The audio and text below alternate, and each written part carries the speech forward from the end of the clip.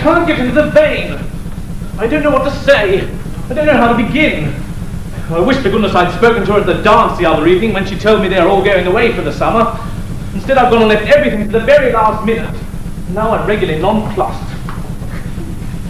Why, George, I know what I'll do. I'll make an exercise of it. I'll write it out a dozen different ways and send the one I think looks the best. Yes. So come on, Jack. Here we are, in love with the dearest girl on the earth. Tackle her like a man and tell her so.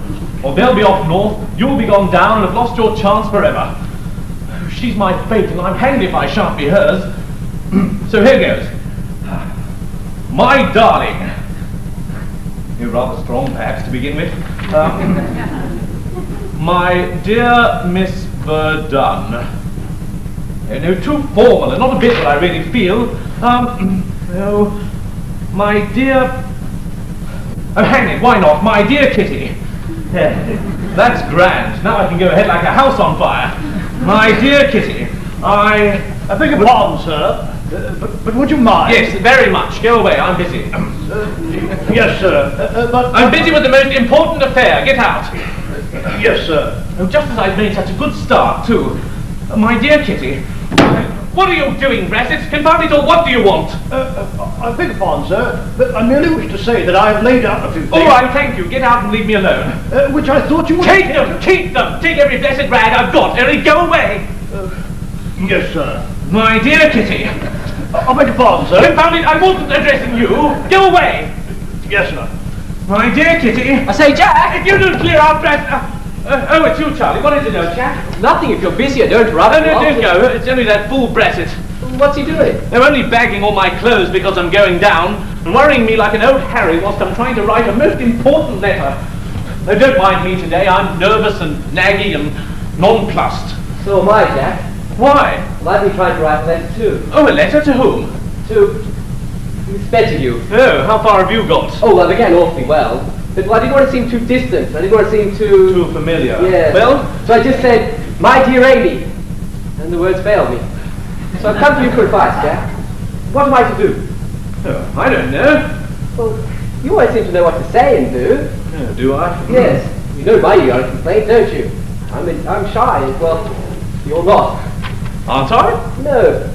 So prescribe for me, old chap. What am I to say? Oh, good idea. I'll prescribe for him and take the medicine myself. Now then, let's see. You're in love with Amy Spetterdew, and you want to know if there's any hope for you, and if so... Well, you see, they're off to Scotland tomorrow. Yes, I know. And you want to see her at once. When and where? Bear awaits. Do I diagnose the case accurately? I'll do a tea, old chap. Very well, then. You want to say something to this effect. My dear Kitty... No. Not Kitty. Amy. Of course, what am I thinking of? My dearest Amy, forgive me, darling, for thus addressing you, but I love you so deeply, underlined. That's a bit strong, isn't it, Jack? Shut up, so earnestly, also underlined, What do I say? that I feel I must write and tell you so. All I ask... Oh, there's just one thing stopping me putting it quite as straight as that, as much as I would like to and all. What's that? I've an aunt. My dear Charlie, most of us have. What about her? Well, it's just, I feel I ought to tell her first. Oh, if you're going to drag an aunt into the business, we may as well wait till they all get back from Scotland. Why? Well, you know what auntie is when she steps in. No, I don't, Jack. That's just it. I've never even seen her before. Oh, well, we won't be too hard on that aunt. She hasn't interfered in your affairs much up to now. It's except to find out that I was an orphan, having spent a week in an Oxford. And now my guardian writes to me to inform me that she'll be here by an early train and she'll take luncheon with me at 1 o'clock. And you've never seen her? No. She went to Brazil before I was born. Became a secretary to a rather rich old Brazilian chap, Dom Pedro Delvadores. And now by the merest accident in the world, I've seen this. Madam, or rather Donna Lucia Delvadores, the Brazilian millionaire, who has taken Lord Toppleby's magnificent mansion in Belgravia, is an Englishwoman of genial disposition and a financial genius. Indeed, it was her capacity in this direction that earned her the gratitude of her late husband and led to a romantic deathbed marriage. Well, I don't see much in that. We'll go on to read the next week. Her only relation is a nephew at Oxford. Oh, lucky nephew. That's me, Jack. By George, Charlie, this is a start. Look, well, she may be here in any minute. Yes, well, I've been on the trains up until now. Oh, I do wish you'd have come on some other day. She'll arrive by the next, just in time for lunch. Yes, such a bore. And I so wanted to write that letter to Amy. I don't know so much about that. Well, it's such a difficult letter to write. Fearfully complicated. Why? Well, I've no people or anything. No people with an art like that? Well, I've no reason to expect anything from her. More than what she's already done for me, which I'm fearfully grateful and all of that. But you see, I want to see Amy and put it to her that... By George, Charlie, I've got a clinking good idea. Oh, Jack, you're a good chap. Here, sit down, write it out, and I'll copy it. No, not for you, for me, for us both. Well, you're gone on Amy, I'm in love with Kitty. Really, Jack? Oh, madly. Worse than anything I ever took up. Even cricket. I was writing to tell her so when you came in. There's the letter. Oh, I'm so glad. And what's your idea? Oh, well, hang letter writing. We'll get a luncheon party for your aunt. Tea afterwards in the garden. In the garden? Yes, I'll get leave. But my rooms, they're so small. Oh, never mind, I'll lend you mine. Brassett shall see to it. Brassett! Now come on, first we'll ask the girls. Ask the girls? To meet your aunt. Oh, but what about old Spettigue? Oh, blow old Spettigue. Oh, no, wait, I forgot. He's up on town, with business for a few days. So much the better. Brassett! Do you think they'll come? They'll jump at it. What makes you think so? Well, what do you think? Well, you know, Jack, I think I'd rather agree. We'll send a note at once. You're right. Go ahead. To my dear Miss Spettigue. Brassett, where are you? Where are... Brassett, get someone to take a note to Mr. Spettigue's. Certainly, sir. Yes, Jack, I've got that. Would you and Miss Verdun do me the honour? The Honour to lunch with me and Mr. Chesney. Mr. Chesney. I'll address the envelope. Right. Oh, No, not that, you must. At his rooms, St. Old's College, today at 1 o'clock. Miss Spettigue. Miss... No, look out. To meet my aunt. What did you say her name was? Donna Lucia del Vidore. Donna... All right, just get down. An answer by bearer will greatly oblige. Yours sincerely, Charles Wickham. Splendid, Jack. You're a genius. It's a glorious opportunity. They're off to Scotland. Yes, we're off down. And now we shall have them all to ourselves. The messenger, sir. Oh, Inge. Now here. Give this to him and tell him to look sharp. This sort of thing is not to be settled by correspondence. No. And we shall have them all to ourselves. Yes, and we couldn't have asked them if it hadn't been for your dear old aunt. I'm beginning to love the dear old lady already. That's it. Yes, sir. Lunch for 5. For how many, sir? For 5. For 5, sir. What are you laughing at? Well, sir, I'm afraid our credit in the kitchen is somewhat exhausted. Oh, is it? How are you off for tick, Charlie? Well, I'm afraid my guardian's right the road. Never mind. I'll get it outside, Brad. Go to Bunter's. I'm afraid, sir, that we own Bunter's. Oh, do we? Oh, Charlie, I say, you don't mind, do you? It'll be all right when my cheque comes. Here you are, Brad. Do the best you can with that. This is no good, sir. I couldn't get anything with this, sir. However, sir, I've no doubt it will be all right at Bunter's. If I say it's for me, sir. Oh, all right. Lunch for 5 at 1 o'clock. Rather short notice, sir. Oh, all right. Long pay. Go where you like, do what you like. Only lunch for 5 at 1. That's all right, isn't it, Charlie? I say, Jack, that's my watch. Beg pardon, old chap, my mistake. What wine, sir? Champagne. Very little left, sir. Half a dozen bottles. I beg your pardon, sir. Only 4. Well, that's more than enough. 6, I'll swear. Sorry, sir. Only 4 of champagne. And, yes. 1 of claret. Oh, hang that claret. It's been open a month. He sneezed those other 2 bottles. He's a corker. Yes, my fellow's just the same. They all are. Now, while you and your dear old aunt are looking at the chapel in the cloisters, Kitty and I can have our little talk. Well, that's all very well, Jack. But what about me and Amy? And our little talk? I mean, she'll be in our way horribly. I never thought of that. I mean, she's all very well to excuse to get the girls to come here. But by herself, she'll be a terrible bore. Worse than that, she'll be a brute of a nuisance. Well, what can we do? Well, Napoleon went over the Alps on horseback, and I've been under them by train, so there must be a way out of this. Couldn't we ask someone to meet her? Yes, someone we could depend upon. Yes, but who? What about Brassett? He's a pompous sort of chap and as artful as a corkscrew. Couldn't we turn him into a don or something for the day? That's all very well, Jack. Oh, no, it won't do. We shall want him to wait at table. Oh, yes, so we shall. Oh, there's Freddie Peel. Oh, he's such a cynical chap. Oh, yes. Besides, he'd neglect your aunt. Yes, I did want to make love to our girl.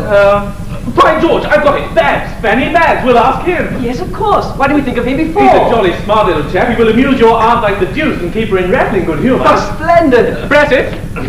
Sir? Go to Lord Fancourt Babbley's rooms, give him my compliments, and tell him to come here at once. Yes, sir. Say it's very important. Yes, sir. And very immediate. Yes, sir. And while Badge is doing the gooseberry with your aunt, we can have our little chat with the girl.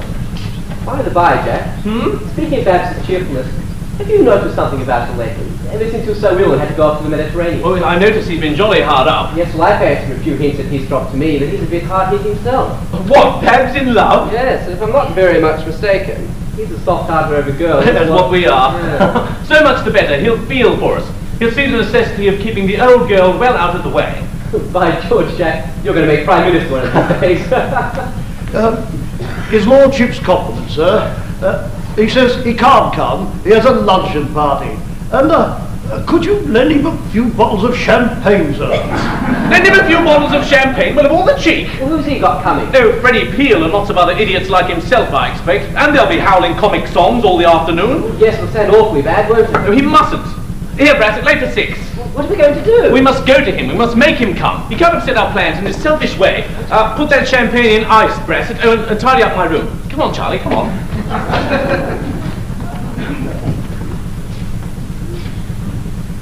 1 o'clock.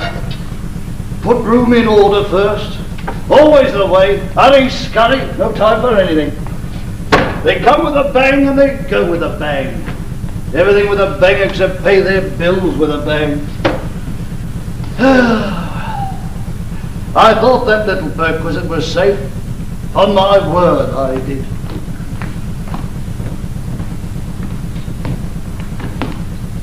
Jack! I said Jack, old man!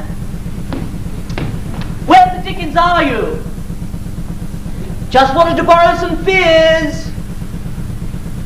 Wonder where they keep it. Hello? By George, the very thing. Well, Sir's right, leaving it out in his ostentatious way when I'm so beastly hard up.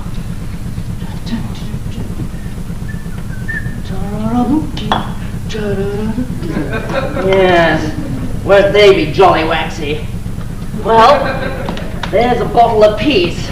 Now, they'll just have to make out with whiskey and soda. Hello, Babs. Oh, we've just been over to your rooms to find you. We've been talking about you. No, really? I say, how do you think I'm looking? Oh, splendid. Yes, thought you'd be pleased with me. Well, ta-ta. No, Babs, don't go. You wanted to see us, didn't you? Oh, yes.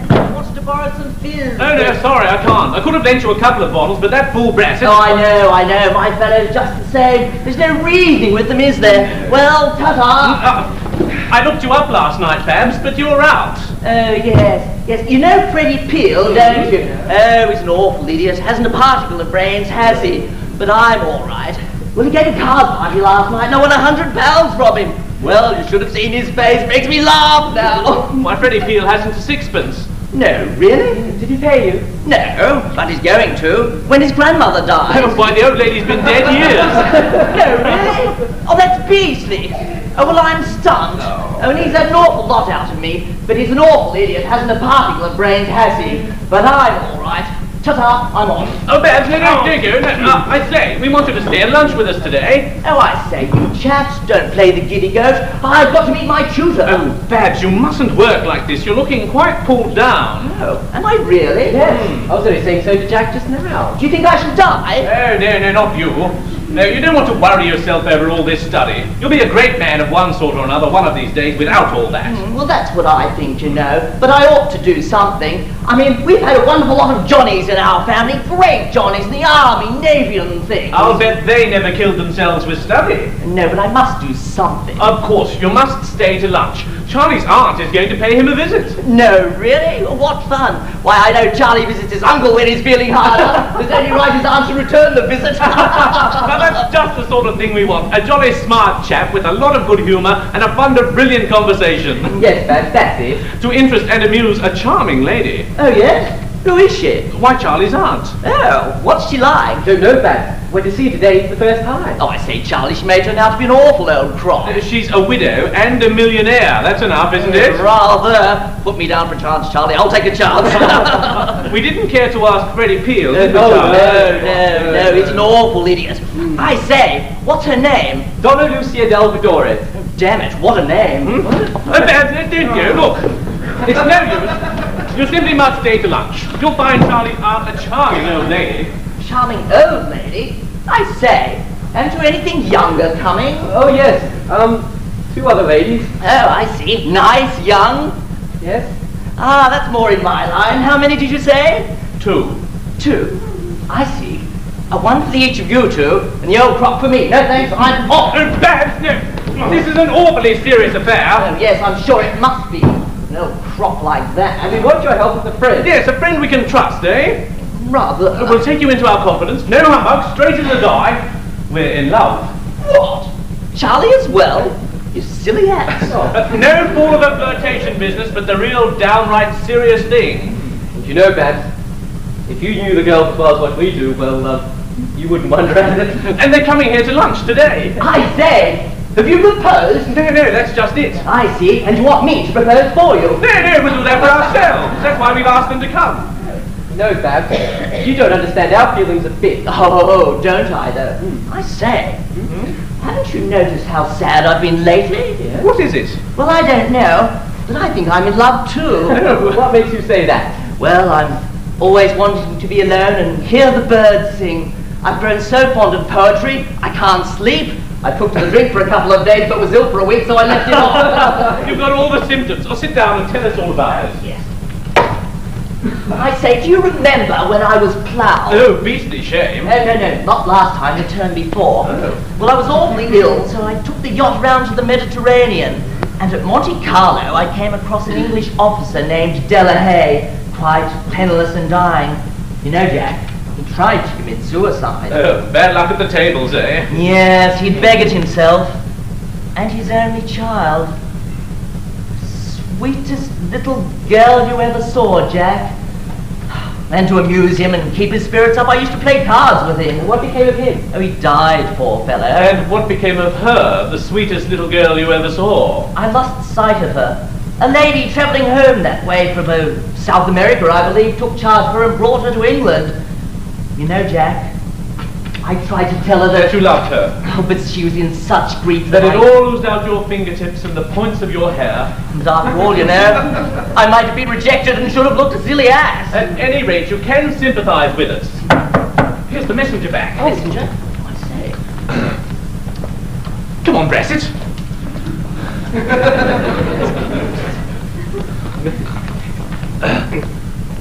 Thank you, Brassett.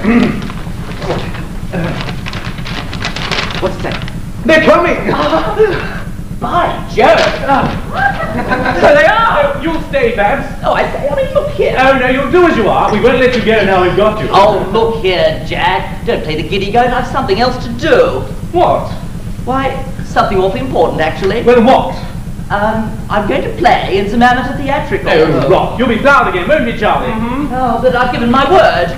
What are you playing? A lady, an old lady. I've never acted in my life before. That's his tutor, eh, Charlie? And I must try on the things before those fellows arrive. No, you can try them on here. Where are they? Oh, in my rooms, in a case on my bed. but- Get them, Brassett, quickly. No, I tell you what I'll do. I'll fetch them with my little bag. Oh. Yeah.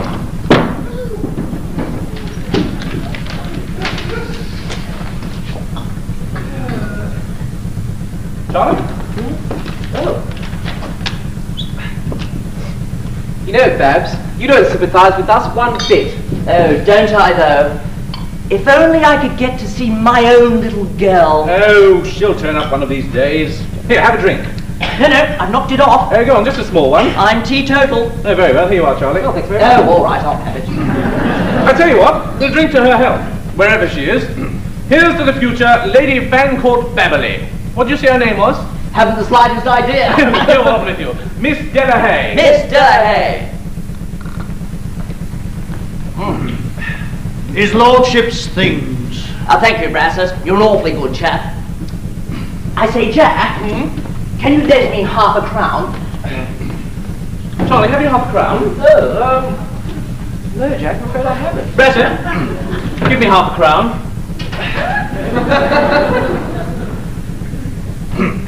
Babs, here you are. Oh, thanks.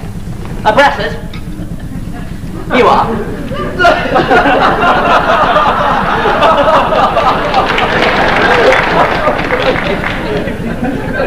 Oh, goodness. What have you got there? Chocolates? Chocolate? Let's have a look. No. I'll tell you what I'll do. I'll try them on after lunch while you're all out in the garden. No, won't do. We shall want you with us. Try them on now. Won't take long, will it? Oh, only a minute or two. I've spent an awful lot of time over these theatricals, but next term I mean to work. Oh, yes, here it is. Here's the name. Oh, so it is, Mr. Chesney. I wonder if they're in. Here they are. Your aunt's not come yet. Well, what are we going to do? We'll let them in. We can explain. Brassus, show them in.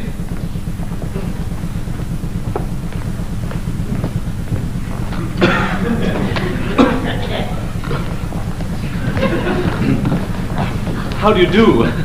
So kind of you to come. Oh, we were very pleased to be able to come, weren't we, Amy? Oh, yes. Are we too early, Mr. Wickham? Oh, no. Not at all. Yes, Mr. Chesney, you didn't make us any time. No, not at all. No, we're delighted. She'll be here soon. And this is where you think you can study and do your work. Oh, yes. We do a lot of that sort of thing here. You've jolly horses, you know. I'm so glad you're able to come here today. You're off to Scotland tomorrow, and we shall miss you terribly. Yes. Uncle always takes us to some dreadfully remote place at this time of the year where we never see a soul. And it's so dreary. Why does he? I don't know. It's a shame. Oh, well, why? Are you sorry we're going? Sorry. Why it's put Jack and myself into a terrible fever. That's why we're so anxious to see you here today. Yes, it's lucky Uncle is away in town, or I don't think we could have come. Why? I don't know. But then he raises such odd objections, and he's so peculiar about Kitty. Why? Well, she's an heiress, you know, and he's her guardian. Miss Verdun, have you forgotten the dance the other evening? I never shall. No. No, those stolen moments out there in the garden were the very happiest of all my life. And out there in the moonlight. Our moonlight is the true atmosphere for sentiment. I wonder how many people have said that. Kitty, I know sometimes you can be an awful plague, but today you are quite cynical. I know I am. I'm thinking of that man. What man? Of my guardian, Mr. Speckley, who hurries us away from all our best friends directly we get to know anyone really well for fear of... For fear of what? Oh, I don't know. Why does he? Because he's a selfish, wicked old man.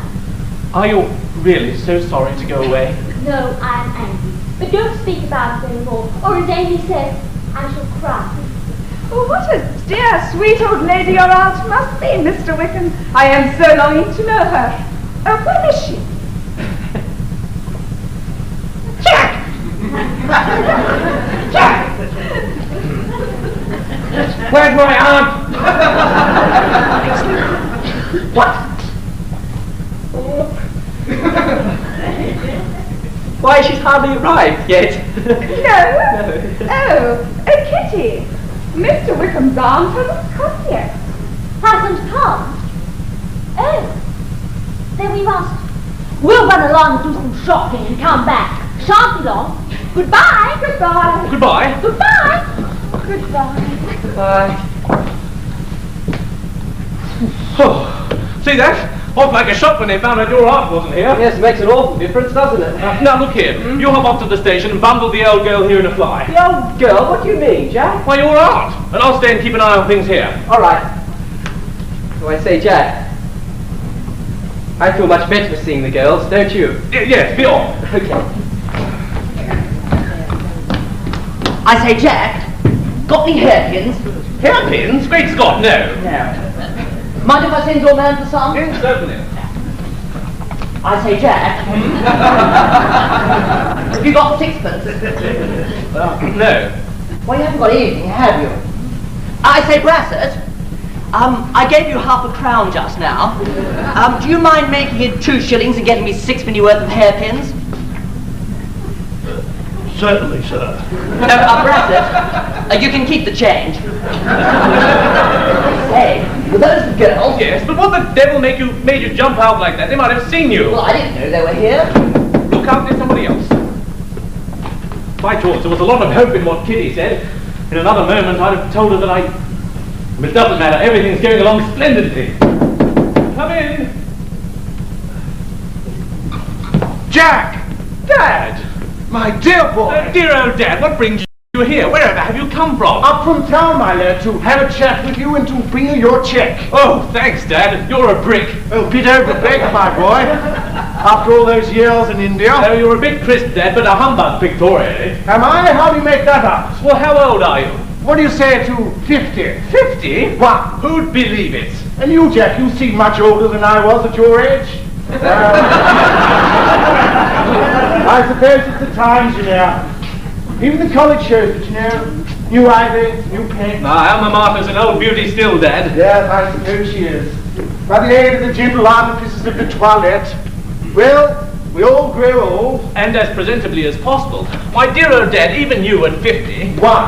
50 years ago would have been a stout, white-haired or bald, top-booted, domineering old boy. And instead, here you are, a smart, bang up-to-date sort of chap one can talk to like a chum. Now, Dad, how have you done it? Don't know. Do you drink much?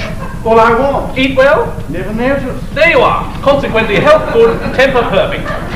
We're going to be great pals, Dad. Here you are, my boy. Here's your cheque to go on with. Thanks, Dad. Oh, I haven't seen half enough of you. I see your hospitality. Oh, I hope, Dad, that... Never mind, same when I was a lad. Oh, I say, I've been done over that wine monstrously. Never mind, so was I. Done over monstrously in college, but settle up, settle up. I'm very satisfied with you, my boy.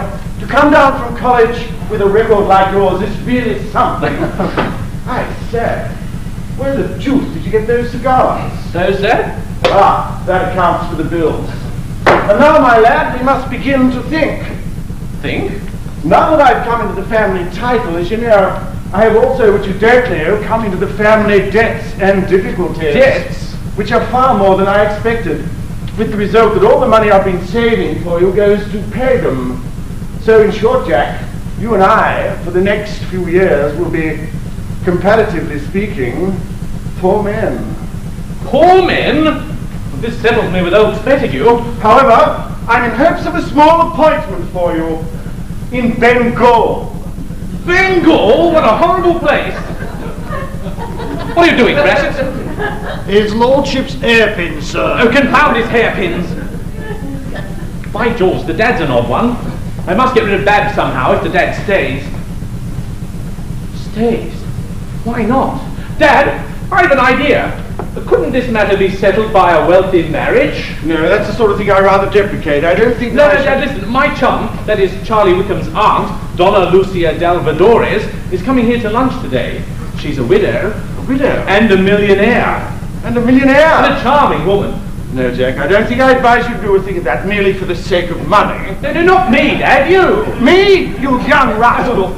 No, I shall never marry again. No, don't be rash, Dad. Think it over. Where are your things? At the hotel. Well, go and freshen up. Make yourself look as presentable as possible. And Dad, put a flower in your buttonhole. I say, Jack! Jack! Dad, Charley Wickham. Charlie, my father. Glad to know you, my boy. Glad to know you. Nice boy. Her nephew. You'll like him. I thought it was the fire brigade. Now, Dad, go and put a flower in your buttonhole. It takes years off a man, a flower in his buttonhole. No, Jack, you come and have lunch with me at the Mitre. Dad, don't be rash. See her first. See her first. All right, I'll have a look at her. I'll have a look at her. Well, what is it? Here, Jack. Read this. Important business. Don't expect me for a few days. Lucia Dalvadores? No! She's not coming! No, but she must! Go! Wire! Telegraph! It's no use! There's not enough time! But hang it, the girls won't remain without a chaperone! What are we to do? Well, couldn't we ask the proctor's wife? Oh, Mrs. Oh, who'd sit and stare like an owl? Oh. They're coming! Oh, They're here. what on earth are we to do? I say, Jack, come and look at me. What is it?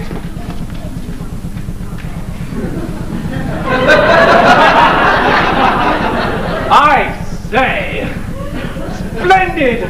Charlie, come here. Do you know what a pious fraud is? Pious fraud, Jack? First cousin to a miracle. Yeah. Look! What's that? It's Bat. Your aunt. How bad? My aunt! The only one you've got, so you have to make the best of her. No, I say, look here.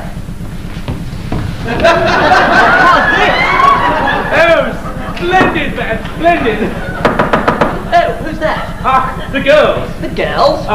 Charlie's aunt can't come. Oh, can't she? I'll go and take these things off. No, don't. They won't stop if you do. Won't stop? What do you mean?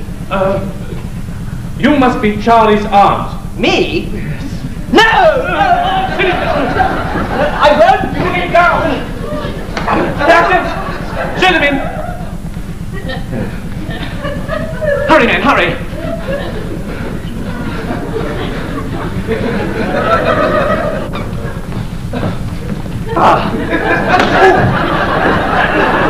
You've got back. So glad. We were longer than we intended, but Amy wanted to get some flowers for Charlie's aunt. Has she come? Oh, yes, has she? I do hope she's come. Oh, yes, she's come. Donna Lucia.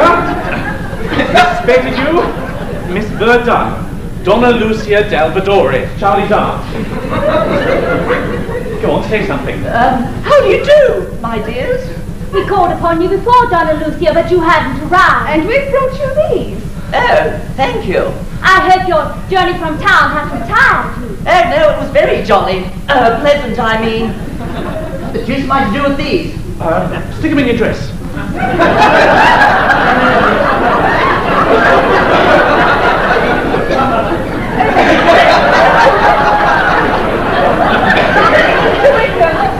You look ill. Oh, no, I'm anxious. No, I mean, he's a little affected at meeting his aunt today for the very first time. What the dickens, don't you say something? What the dickens am I supposed to say? Talk about the weather. The charming weather. Yes, it is charming. Well, college gents will do anything. You know, you're placing me in a terribly false position. May I arrange these for you, Donna Lucia? Yes. After all, you know, you have some nice weather in jolly old England sometimes. What on earth does she mean by that? Why, you're a foreigner. A foreigner? What did you say my name was? Donna Lucia Delvadores. What am I? Irish? No, you're English. You married a Portuguese abroad. A widow. From Brazil. And a millionaire. I say, Charlie, do I have any children? No, you're full like... Oh! Well, my lord, no. That's all right. Now I can go ahead. Yes, it's wonderful weather for England. Oh, yes, it is. I say, shall I take them to see the chapel and the cloisters? No, you leave that to us. We'll attend to them. Of course, Oxford is all very new to you, Donna Lucia, but it's a charming old place in any weather.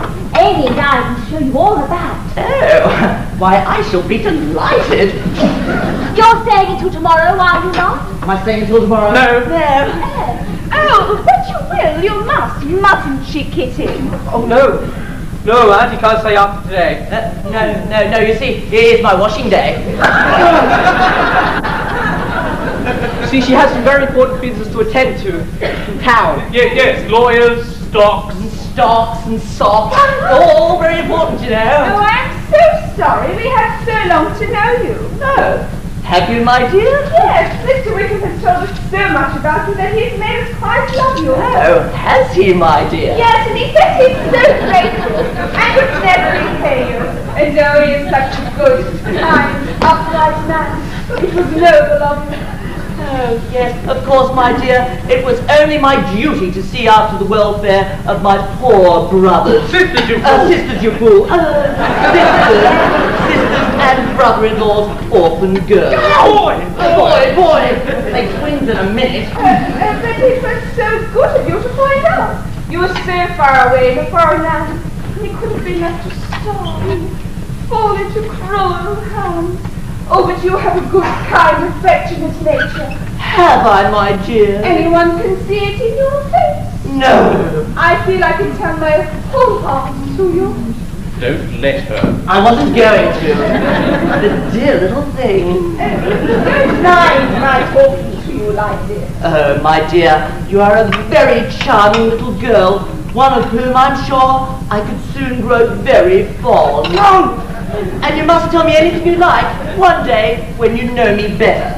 How the devil's that? But I feel I've known you years and years already. They're jealous. I'm very sorry, but it was very nice.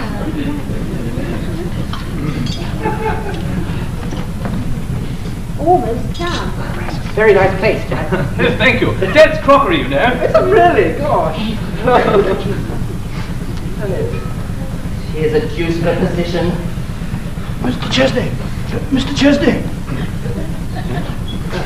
Mr. Chesney, I overheard Mr. Spettigue inquiring at the gate, sir, for your room, sir. Oh, my, Mr. Spettigue back? I thought he was in London. Oh, Mr. Chesney, I beg of you, send him away.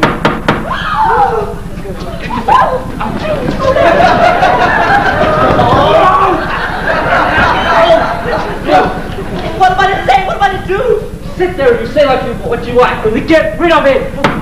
Why doesn't somebody answer this door? Why doesn't somebody answer this door? What do you want? I wish to see Mr. Chesney. Where did you get that hat, sir? Take it off. Don't sit down, sir. I'm not sitting down, and I didn't ask you to sit down. We'll waive that for the present, madam. I wish to see Mr. Chesney at once. Well, you can't see him. He's not present.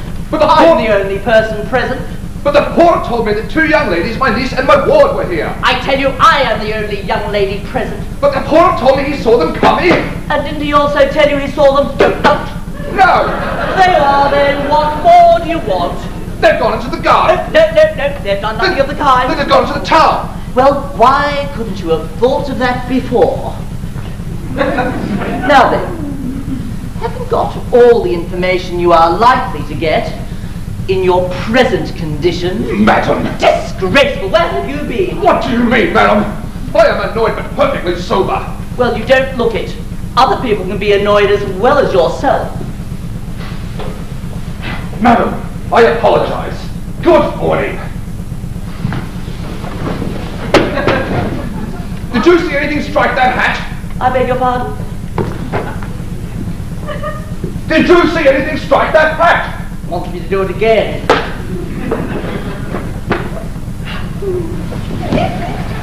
Oh, my dears! Oh, it was sweet of you, you dear thing. Look at him, Jack. I'll punch his head if he does it again. Oh, look out, here's my father. Donna Lucia. Here's my father. Mind how you're talking. I say, Jack, am I any relation to him? No, you're Charlie's aunt from Brazil. No. Brazil? Where's that? You know, where the nuts come from.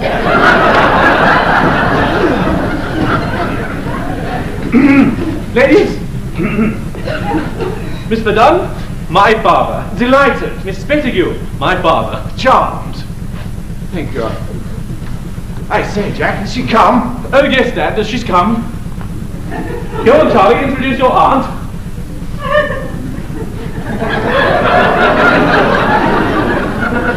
Alicia, Sir Francis Chesney, Jack's father.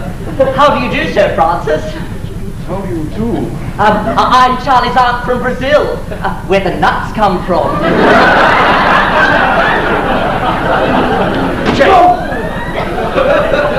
Jack, is that the lady? Hey? Yes. Oh, by George. Dad, go. Go on, Charlie's told you all about it. Charlie's told you all about him? No. My nephew Charles has told me so much about you. In his letters. In his letters. That's all right, isn't it? Oh, do it yourself. I'm much obliged to Mr. Whittle. But I only met him today for the first time. See? Yes, but Dad, I've been simply photographing you to Charlie for years now. Yes, he's a splendid photographer. Remember, you've only just come to England and you never saw Charlie until today. Why the deuce didn't you say so before? Jack. Yes, my dear boy, this is impossible. What? Well, look at her. Hey? Oh, good gracious. Luncheon is ready. Take my father. Mind how you talk to him. Dad, will you take Donna Lucia? Allow me, Don Lucia. You'll sit beside me, won't you, Sir Francis? I shall be delighted.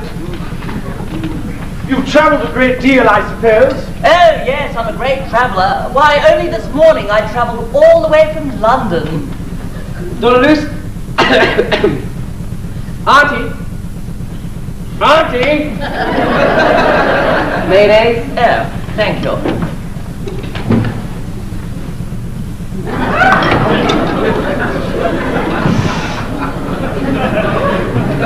Spitting Oh, yes, please, Charley. It's better. Please. I say, what a pretty flower. Do you like it? Will you accept it? Oh, thank you. Why, I shall have it stuffed.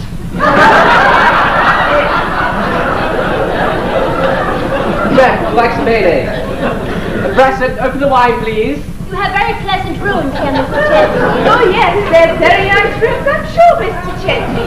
Don't you think so, Sir Francis? More pleasanter than usual, I fancy. Donna Lucia, may I have the pleasure? Thank you. I say, Jack, where'd you get this stuff? May I have a little water, please? Open the champagne, Brassis. I can't find any, sir. Can't find it? Have you seen it, Charlie? No, What's become of it? I thought it was in ice. I say, what is it? What do you want? The champagne, Donna Lucia. What? Haven't you got any? Well, I knew you'd forget something, so I brought some with me in my little bag. In my bag, Brassett. Ah! So I was right after all. That old fool of a woman told me they were not here. Mr. Spedigue. Don't address me, sir. And this is how you take advantage of my absence? Mr. Spedigue. Don't address me, sir. I have no wish to hold any converse with you. What would you like to explain? My business is with this person, not with you. Yeah, but you won't listen to either of them. Go away, madam, and don't interfere. Where did you get that hat? Take it off, sir. You forget yourself, sir. May I remind you, sir, that ladies are present? I disapprove of their presence and request them to return with me. We can discuss this matter on a more fitting occasion. Certainly, an excellent suggestion. Let him call again. You're a very foolish old woman, and I must beg of you not to interfere. Ladies, come. You cannot put such an affront on Mr. Wickham's friend. I don't know them. I don't know them. Introduce me, Mr. Wickham. Mr. Spedigue, Sir Francis Chesney. And Mr. Chesney here is my son, sir, and this lady... Oh, pray, don't introduce him to me. I've been sufficiently insulted by the old gentleman already. I know I consult my own feelings when I say that I am deeply annoyed to find upon returning from town prematurely, my niece and my ward lunching, without my permission, with these two young gentlemen. To meet Mr. Wickham's aunt. Oh, indeed. There is no indeed about it, sir. I repeat, to meet Mr. Wickham's aunt. In my mind, it matters little. In my mind, it matters everything. So therefore, allow me to introduce you. Donna Lucia Delvadores, Mr... What's his confounded name, Jack? Spedigue. Spedigue. Donna Lucia? The celebrated millionaire? Oh, how do you do? How do you do? I'm Charlie's aunt from Brazil, where the nuts come from. I've been in the street. Oh, I am sorry. I am very sorry. Go on, he's apologised. Ask him to lunch. Well, you were very rude before, but if you apologise... Oh, by all means. I am sorry. I am very, very, very sorry. You'll say lunch, won't you? Oh, if you wish it. And I am forgiven? Forgiven. Here.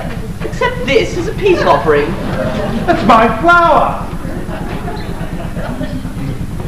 Donna Lucia, allow me. No, allow me.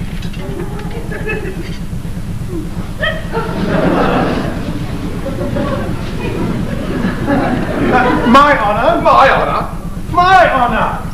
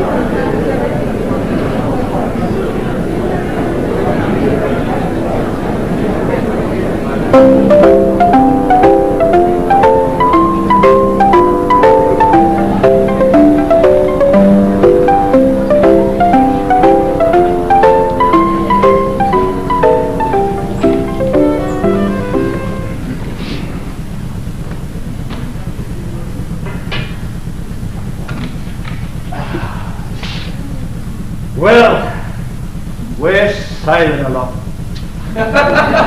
He makes a wonderful old lady. Not a doubt about it. A bit singular to look at, perhaps, but then look at some of your old ladies. I mean, nobody would believe them possible. He don't seem a bit worse to look at than 2 or 3 I could name. Holding very high positions, too. Both the old gents have got their eye on her. If only they knew. I fancy Sir Francis his favourite. Well, the whole Spittigue fancies himself. Oh, well, college gents will do anything. What are you laughing at? Oh, beg your pardon, sir. I was thinking of an old aunt of mine. Hey? Uncle, I mean. Mind your own business. And go and get tea, you see, tea. Tea, sir. Here you go, sir. Out here. Out here, sir. Yes? Don't stare like that, it's all right, I've got special permission. I beg your pardon, sir. Well, now for Kitty. Everything's going on all right at last. Well, Babs frightened the life out of me 2 or 3 times at lunch, the way he walked into things as if he hadn't had food for a month. But we're over the worst. All the same, I haven't been able yet to have my chat with Kitty. But now they're all nicely settled down, I've given her a hint to meet me here where we can talk quietly. There she is! Oh, hang it, I have a most particular appointment here with Kitty, so hook it. Well, so have I. With Kitty? No, with Amy. Then we both made appointments in the same place. Confound it all, what are we to do? Well, they are your rooms. Yes, but you're my guest. Here, come on, we'll toss for it. Got any money? They hate me, that's all. Sudden death. All right. Heads, you and Amy. Right. Tails, here she is. That's all the money I've got. Oh, Mr. Chesney, there you are. Yes, I'm here. In fact, waiting. I was beginning to fear you wouldn't come. Why don't you go? Have you no tact? Well, what about me and Amy? Oh, Mr. Wickham, there you are. I was coming. I was waiting. Oh, I'm here. Beastly awkward. I'd say, Charlie, have you shown Miss Pettigrew all around the garden? Yes, I have, Jack, 2 or 3 times. As a matter of fact, we've just come from there. I do wish you'd leave us alone. It's a lovely garden, isn't it? Hmm? Oh, yes, I suppose it is. Suppose? Oh, you haven't half seen it.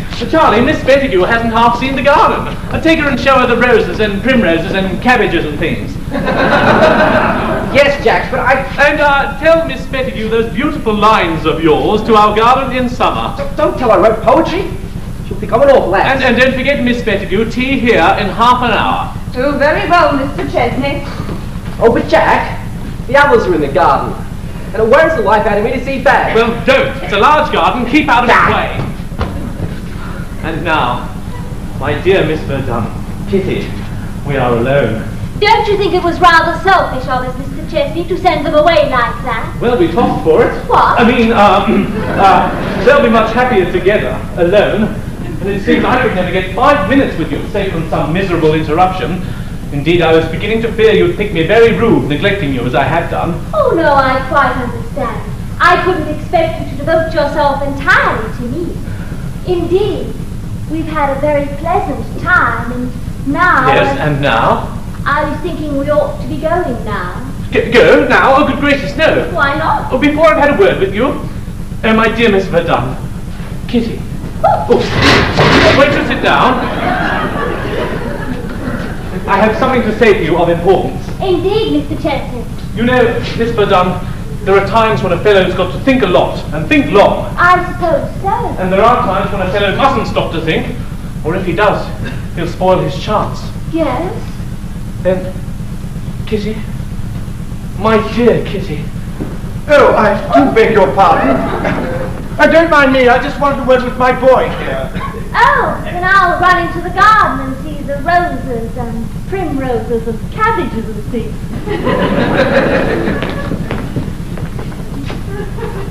Well, Dad, anything important? Well, yes, Jack, it is. Now, what is it? Well, you know I do anything to see you get on in the world and make your mark, as I know you will, if you get your chance. You needn't tell me all this, Dad. Well, having thought it over, I've decided that you shall continue the career I originally mapped out for you, and seeing a way through the difficulty, I'm determined to take your advice, my boy, and marry a lady of wealth. Oh, I see. You've fallen a victim to the fascinations of some young and lovely... No, Jack, she's not lovely, and I'm afraid she's not over young. She does have one thing in her favour. She has money, which after all is the real object in this instance. All right, Dad, as long as you're satisfied, go in and win. And I have to thank you, my boy, for the tip. Thank me for the tip? I don't remember, Dad. Who is she? What's her name? You'll be delighted when I tell you. Yes, well? Can't you guess? No, I can't. Donna Lucia Delvadores. What? The deuce. Dad, this is impossible. Impossible? Why, didn't you yourself suggest it? But Dad, you can't. Can't? Why not? There's something against the lady's reputation. No, but you mustn't. You can't. Mustn't? Can't? What a boy you are. Wasn't it you who told me to freshen up, put a flower in my buttonhole? And by George, I think the flower's done the trick. She gave it away, Dad. My dear boy, she explained all that. This is horrible. But Dad, circumstances have altered since then. In what way? You're too good. You're not the man to be thrown away like this. Say no more, my boy. Your consideration for me sentences. Oh, this will put you forward years. Had she been young and lovely, she mightn't have looked at me. But as it is, I flatter myself she's taken rather a fancy to me. As for old Spettigue, despite his marked attentions, I don't think he stands a ghost of a chance with me. Oh, Spettigue, attention! Great heavens, what are we doing? Dad! Wish me luck, Jack, wish me luck. Take time, Dad. Think it over. Think it over? That's not how an old soldier makes love.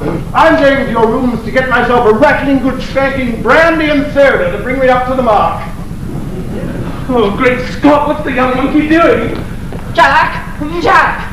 Oh, I wish you'd speak to Babs. He's carrying on disgracefully. He's taken Amy away from me and gone off round the garden with her. Well, that's nothing compared to what's going on here. You hear that? What is it? My dad fixing himself a rattling good spanking brandy and soda. Brandy and soda? What for? To propose to Babs, that's all. Oh, I knew no good would come of this. We should be found out in disgrace.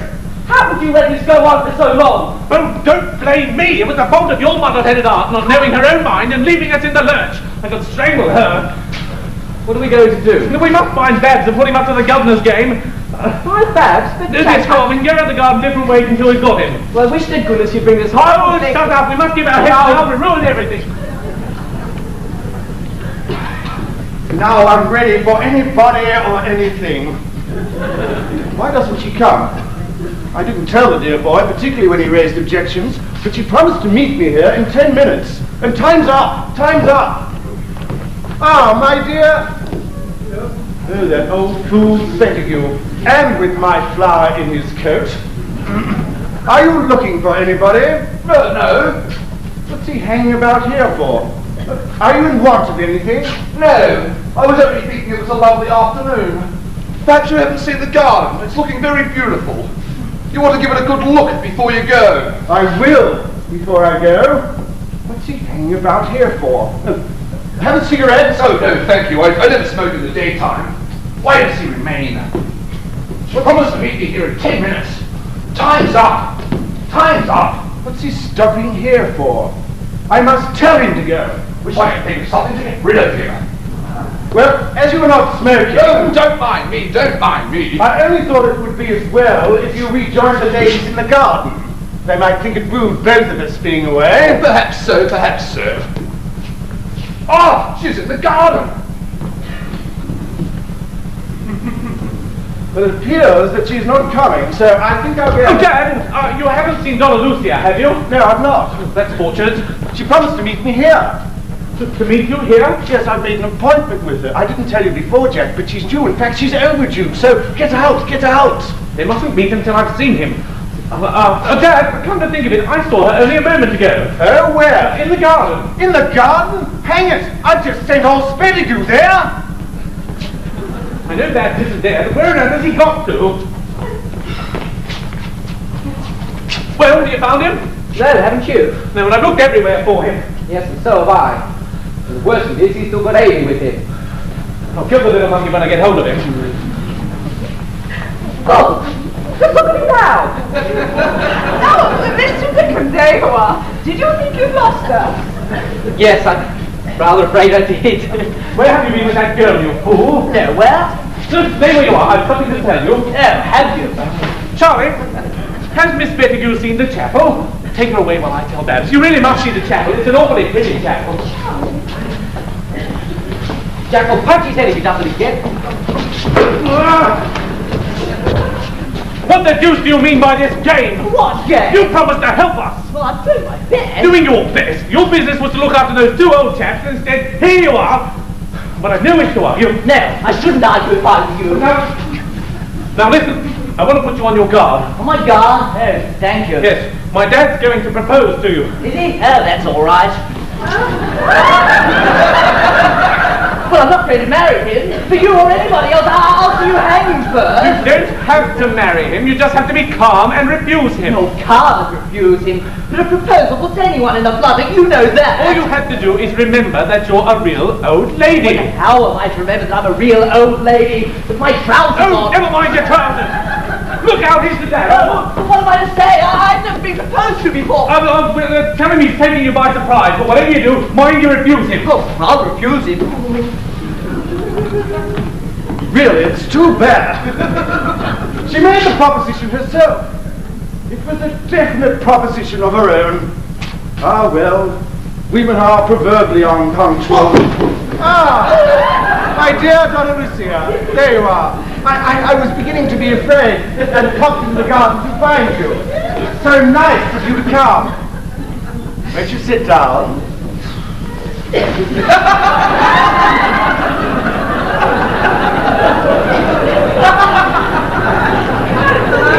By Jove, I've got her at last. Now for the plunge. I think I'll begin with the compliments. I wonder what's her real age. However, a woman's never too old for a compliment, so here goes. Donna Lucia, if you pardon the rude metaphor of an old campaigner, but to meet you here today, as I have done for the first time, is to me like a lonely traveller coming across a bright little floweret by the wayside. Do you mean me? Yes, Donna Lucia, yes. By Jove, that's a good start. What am I to say to that, I wonder? Oh, yes. That was very nice and very kind of you. She looks anything between 50 and 100. Well, I've put myself to it, so I shall come to the point. Donna Lucia, do you know what a man longs for when he's lonely, desolate, and wretched? A drink? What a woman! Doesn't help one a bit. No, Donna Lucia, this is what he longs for. He longs to plant in his own heart that bright little floweret. Yes, I know. By the wayside, that one there. Does he really? Yes, Donna Lucia. And I've come all the way from India to find that little floweret. Well, you must be awfully tired. Take a chair. Oh, thank you. It's a long way. Well, it's quite a long walk. But I've found it. But why don't you wear it in your buttonhole? Will you let me, or will it be given away to another, as you did before? Oh, yes, I remember. I was a naughty little girl this morning. But, dear Donna Lucia, He's getting on. the floweret, I mean, must sit at the head of my table, walk by my side, dwell in my heart forever. He's going to show me a conjuring trick. But I'll waste no more words. I'll come to the point with a soldier's bluntness. Donna Lucia, will you marry me? Will you be my little floweret? Ah, well, you see, you've taken me so much by surprise. Then I may hope. No, I'm afraid not. No. Don't hope. I wouldn't hope if I were you. Beg pardon, Donna Lucia, do I understand? I must refuse. The fact is, I'm another's. Another's? Yes, I say don't be downhearted. I'll tell you what I'll do if you like. Yes, yes. I'll be a sister to you. A sister? Only a sister? Only a sister, nothing more. And no words of mine can alter your decision. I'm afraid not. I'm in a more peculiar position than I could ever explain. I am a woman with a history. Well, it's quite useless us prolonging this interview, and you will accept my regrets and apologies for ever broaching the subject. Oh, certainly. Any time you're passing. Refused. What a relief. I am sorry, though, for the boy's sake. Oh, well, here's a nice position. You fool! What did you want to go and make a fool of my dad like that for? Well, I didn't make a fool of the fool. You fool! Did you hear what he called it? Yes, a flowerette. Yes, by the wayside. That's a nice thing, isn't it? Why didn't you just cut him short and refuse him at once? Well, I couldn't refuse him until it's proposed. No lady could. Why, I shall find myself in divorce courts before I know where I am. Oh, no. Here's old Spittigood coming on landing one. I know I shall. Mr. Chesney, have you seen her? What the deuce did he talk like that for? Anyhow, they don't break my future happiness. They must find Kitty. Now, why couldn't Charley learn to behave like a lady and turn up as she promised, instead of giving us all this trouble? I hate the sight of her before I've even seen her.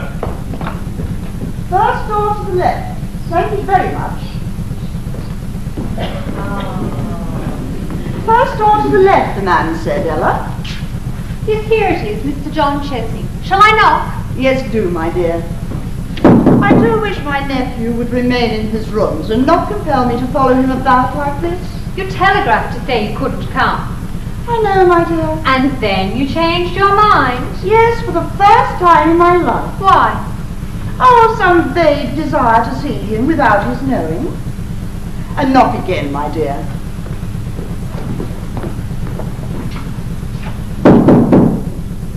The porter said they might all be in the garden. I could roam around these places all day. Isn't it all so beautiful? Dream away, my dear. I shall wait till someone comes. Oh, to live among these leafy-shaped ancient spires and sculptured nooks, like silent music, a scholar's fairyland. But to one poor sublunary being, not as young as she used to be, a little fatiguing. And how lovely it must be by moonlight, where the shadows hold no sun fears, but only folds in the mantle of sleep, and all is peace. And the silver bells chime to the sentinel angel of the night, who smiles to heaven and whispers back, "All's well, sweet bells, all's well." You fanciful little woman. And what has put all this about angels and so forth into your head today? Oh, I don't know. Oh, I think I know all the little byways and slyways of thought that generally lead in one direction. Oh no, it's all so sweet here. And so it was there, by moonlight, seen from the bridge of a certain yacht. The rippling seas, the blue night, and the brilliant stars. You see how well I remember your words? And a certain someone who told you as you listened to the chimes of the ship's bells that you looked like the angel of the watch. A flattering young person, that someone. What was his name again? I've told you so often. Lord Fancourt Battery. But I don't want your mind set on these things.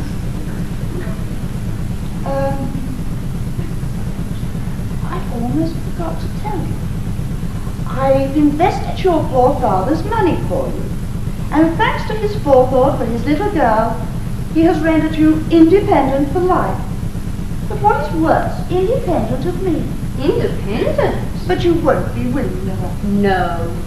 For I've come to love the little orphan that I met in such grief in a strange land so much that I'm not independent of her. So let's make a bargain and put aside this dreadful evidence of my dependence and let it grow. And be my little girl and call me Auntie, will you? Yes, Auntie, yes. How did your poor father come to have so much money by him? I thought he'd lost it all. Papa wanted a car. And cards? When? During his illness. From whom? From Lord Fancourt Beverley. Is Lord Beverley a gambler too? No! Oh. But Auntie, if ever we meet, may I give the money back? Oh, I don't think he'd take it. Why not? It seems to me he took too much trouble to lose it. But I'm not going to speak for him. I don't want you ever to leave me. You've sent me things now. Have I? What about? Oh, all about someone who... Oh, do tell me. It was before I went to Brazil. I was very young, and he was very shy. He never called me the angel of the watch, but he did manage a stammering compliment and a blush, and then... And then? And then he was ordered off with his regiment. Without ever? Without ever. Oh, Auntie. It was at a dance the evening before he went away. And you've never loved anyone since? Oh, I was a sentimental young lady in those days. What was his name, Auntie? Frank Chesney. How strange. Oh, I'm afraid we're intruding. Oh, not at all. The college grounds are open to everyone. I am, so to speak, at home here, merely because these are my son's rooms. Mr.? Chesney. You'll pardon my asking, but are you, or rather were you, Lieutenant Frank Chesney? I was. And you don't remember me? I acknowledge with regret that I have no recollection whatsoever. Oh, it must be over 20 years since. 20 years. He doesn't remember me. 20 years is a long time, Auntie. 20 years. Where was the regiment then, I wonder? Mrs. Beverley smiled. Everyone's proud but my own, of course. Then you have forgotten the day you first embarked for India. No. But you've forgotten the evening before. No. Not altogether. Then? Lucy! Good gracious! And to think of that very dance! But you don't remember that, of course. No. No, but you never knew. But that night, by George, I nearly made you an avowal that... and to think we've never met in all that time. Nearly 20 years, we'll say, eh? I'm afraid so. Oh, I remember that dance perfectly. You were in white, tied up with blue. Tied up with glue, like a chocolate box. Oh, you must meet my son. He's a splendid fellow. These are his rooms. Or rather, he's lent them to a college friend, a young fellow named Wickham. Wickham? Yes, who's entertaining two young ladies and his aunt. His aunt? Yes, a lady from Brazil. From Brazil? Yes. Donna Lucia Delvadores. I must introduce you. Well, Auntie, whatever does he mean? Now, wait a minute, my dear. Do you mean to tell me that Donna Lucia Delvadores is actually here? Yes, in the garden. Oh, once 5 minutes ago. Do you know her? Well, I have heard of her. Do I stay and see this through, or go back to town and... May I trouble you? Oh, certainly. Mrs. Beverley Smythe. Auntie. I'll find Donna Lucia and the boys, or perhaps you wouldn't mind coming into the garden to meet them. Oh, with pleasure. I'd be most interested to meet them. My niece, Miss Delahaye. How do you do? Colonel? Sir Francis Chesney. Come, Ella.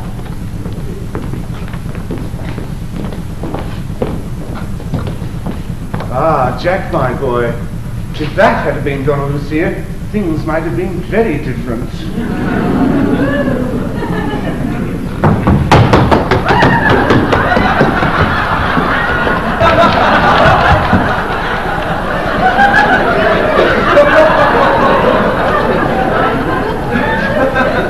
What's his lordship up to with the old gent now? Looks like they're having a game of some kind. I think it's very dangerous running about like that. I'm not sure I didn't catch sight of his lordship's trousers. And now here we are, at last. No one here, and I will speak to you. Kitty, my dear. But Jack, look!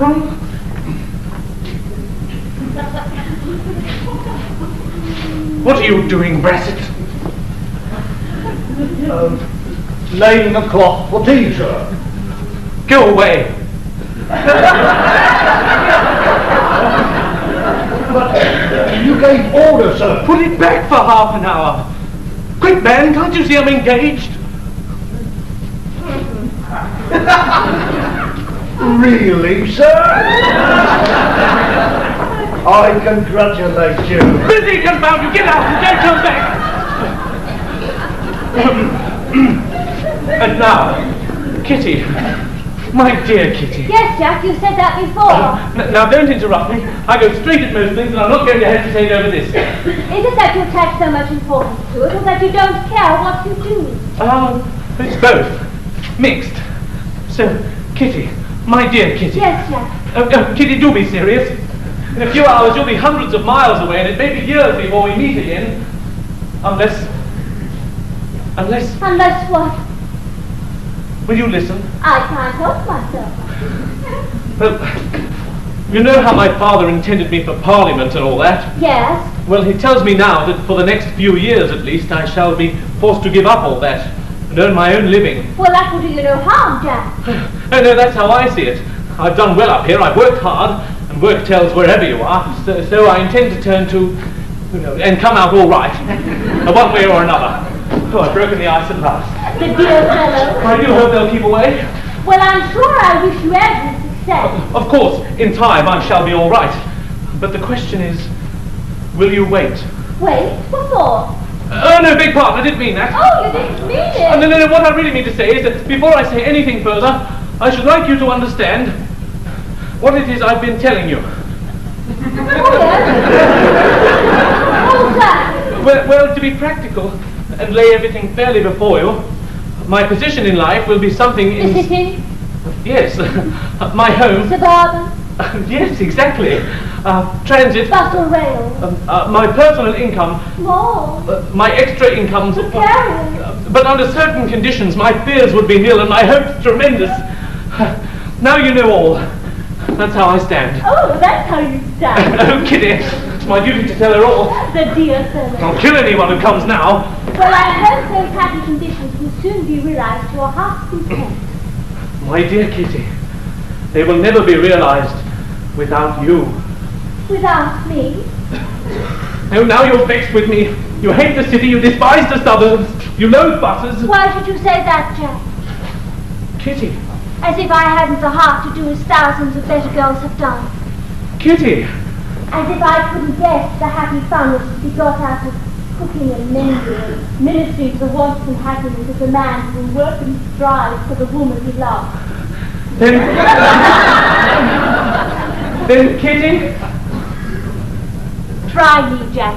For I love you dearly. Oh, you do, Kitty, you do? As much as you love me. Oh, Kitty. My dear Kitty. My dear Kitty, you're a brick.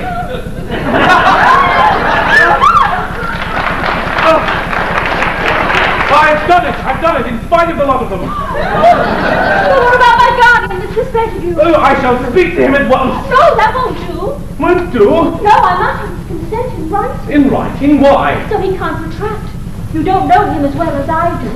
Now, there's only one person who can get that written consent for us, so be a good boy and send her to me at once. What, Amy? No, Charlie's aunt, Donna Lucia. Donna Lucia? But Kitty! Now, don't ask questions, there's a good boy, but send her to me at once while I find Amy.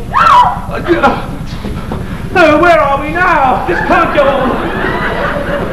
I've done it, Jack, I've done it. Oh, what have you done? I've told her everything. I've let the cat out of the bag. You fool! What for? Told her what? Did I love her? Oh, is that all?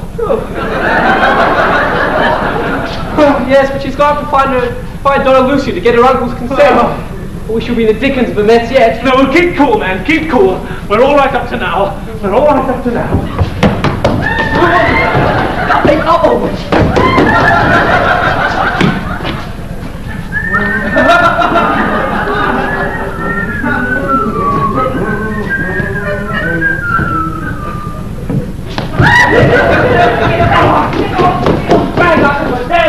And it's a good job too. You don't know the things he keeps saying to me. Me? Who? Why, my natural Pettigrew. Well, what does he say? Yes, what does he say? No, Charlie's too young. Oh? Oh, get out, man, that's nothing. Oh, no, but it's awfully embarrassing. I say, look how well I get on with the girl. Yes, confound you, too well. Do I? Jack, I can live this horrible lie no longer. Now, don't start that. Some lies have got to be lived. What for? To save confessing them, you duffer. Well, I wish to goodness you'd bring this horrible thing to an end. So do I. I want to drink. We'd be all right if only the donkey would be reasonable and behave like a lady. Yes, well, I know that. But he can't. He doesn't know how to. As it is, the selfish little idiot is ruining and spoiling everything. I wish to goodness we'd ask Freddie Peel now. Yes, yes. At any rate, Freddie Peel would have stood by us like a man. We were fools to trust him. Selfish little beast. When I think of all the misery he's going to put us to... I feel so infernally indignant I could rip his head off. Will you look? Let's look at it now.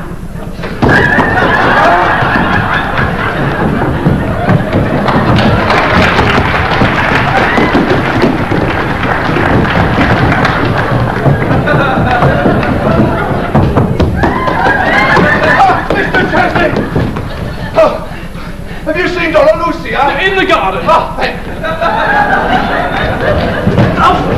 you. Here, you chaps, let me alone. Let Charlie have a go. He's been waiting an afternoon.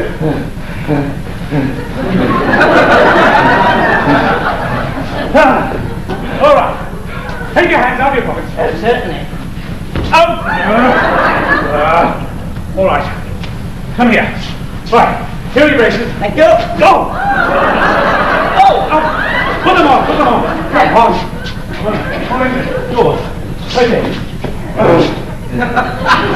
Rotten day, awfully tricky, aren't they, Charlie? I pity you're so fat, really, isn't it? Fat. I could do my buttons up when I was 4. Don't shut up. All right. In. Let's go back. Come on.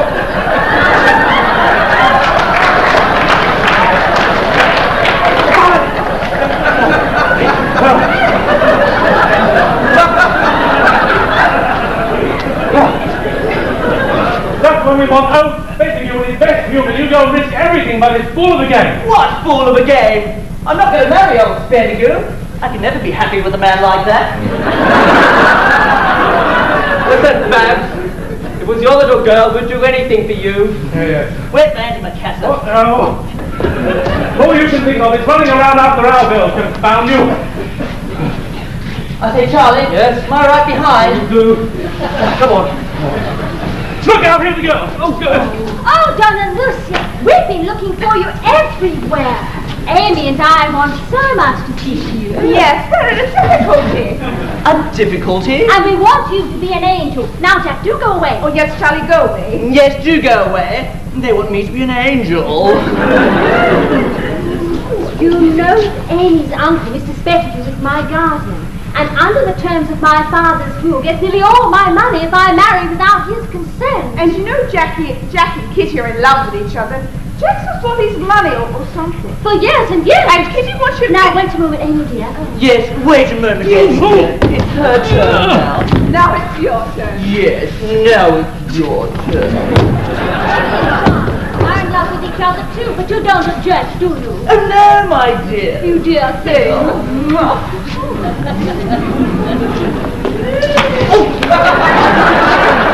Now, Jack, you go away. Yes, Charlie, please go away. Yes, do go away. We 3 girls want to be alone. Jack, I have to do something. I must end all of this. We'll go and see after the tea. Oh. I must bring them all and stop this. Now, first, you know where we left off, don't you? Oh, yes, you're all in love and you want to get married. Well, yes. And we want Uncle's consent. And yours, and we want you to be an angel and do it. An angel and do it. Do what? Why, get Mr. Spettige's consent. For both of us. Oh, for both of you. Yes, first, you see, you'll give your consent to Charlie and Amy, won't you? Oh, yes, of course, my dear. Nothing could be Oh, nicer. you are a dear thing. I knew it from the first. I say, do you want me to be one of your bridesmaids? No? Oh, well, some other time. Well, now we want to get his consent, but mine being a legal affair, you understand, don't you? Oh, your father's will, you mean? Yes, his consent must be in writing. In writing. And you must get it. Get it? Yes, you must make him write a letter or something.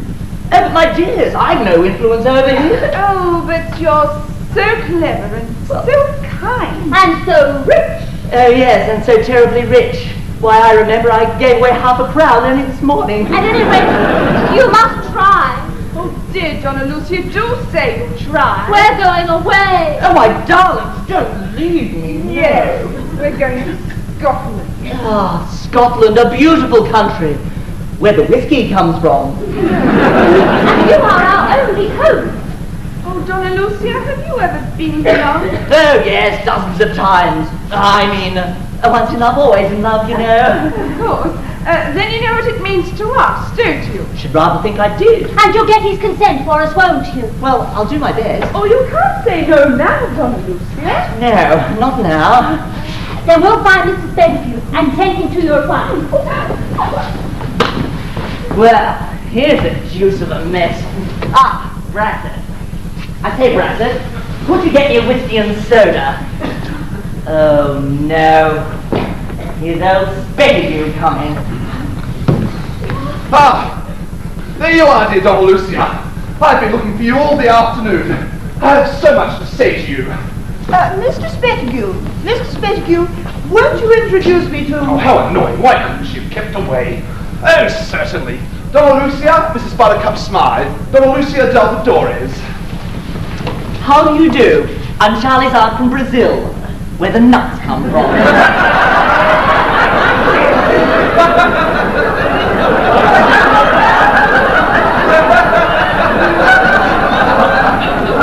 How do you do? I'm most interested to meet you. Really? I knew your late husband. Whatever's the matter, Babs? She knew my late husband intimately. Oh, how are you getting on? Everything's all right, isn't it? No, she knew my late husband intimately. Oh, the deuce. Oh, look, I need the tea. Oh, what of it? You must entertain. Yeah. Donna Lucia, will you pour out tea? Yes, certainly. What a cruel interruption. We were getting along so nicely.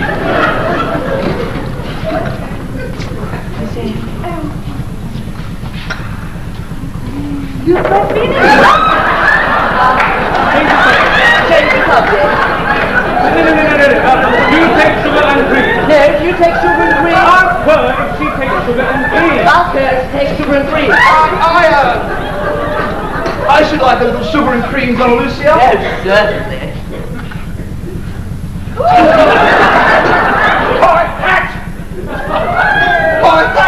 Oh, I do beg your pardon.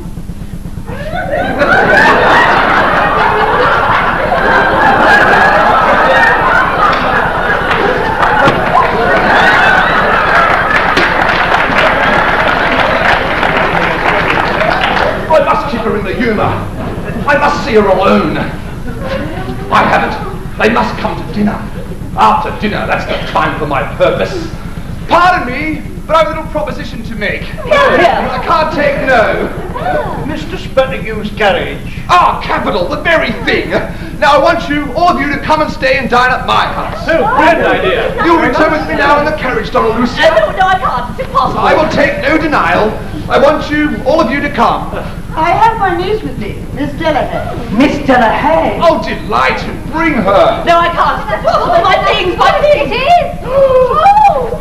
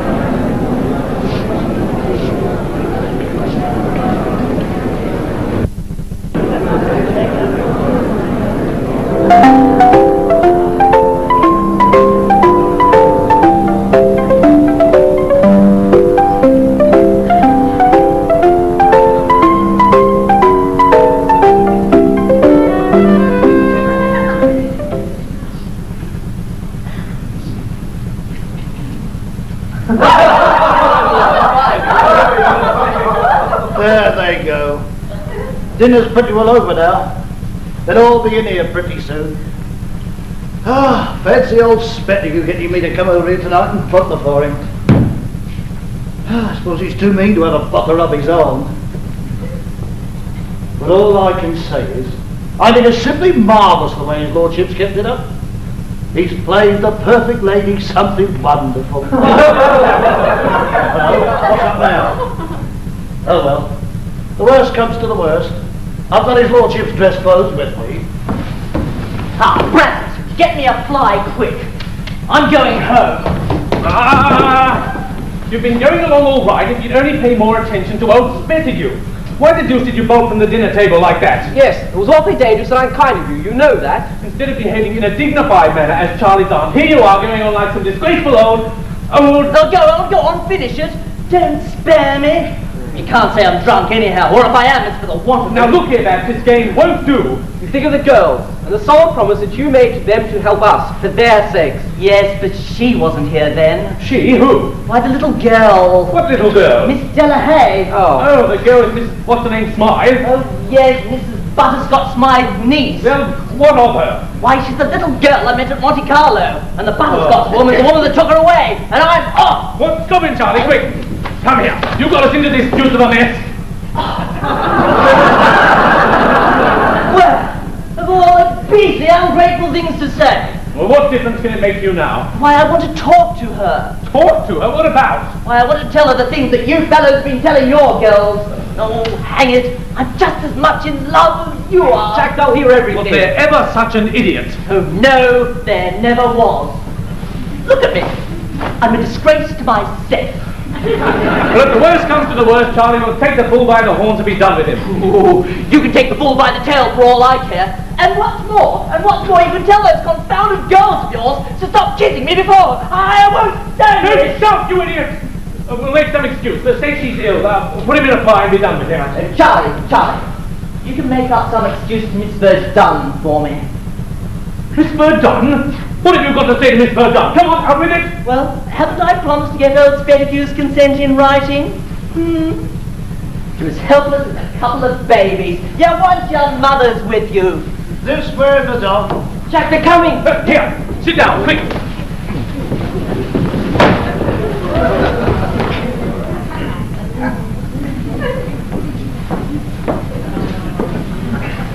And how's your aunt, Mr. Wickham? We heard she might be ill. Yes, is anything the matter? Oh, our aunt was just upset by the heat of the dining room. The heat? Yes. I found it rather cold. Oh, yes, Charlie means that, cold. You see, Abdonna Lucian's lived so long in a warm climate. Won't you try some of Aunt's smelling salts? They're ever so good. Oh, thank you. But she's often like this, isn't she, Charlie? Oh, yes. I do hope Donna Lucia is all right. Yes, is she? Yes, Mr. Chesley says she's all right now.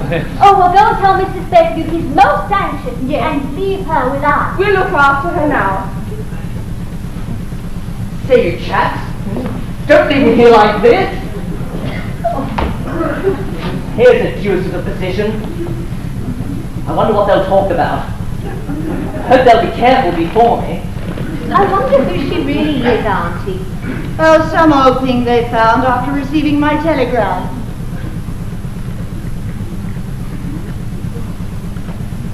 There's something to her, Auntie. I like to hear her talk. I would, my dear, but look at her. Well, I thought they intended that to be like me. I'd never forgive them.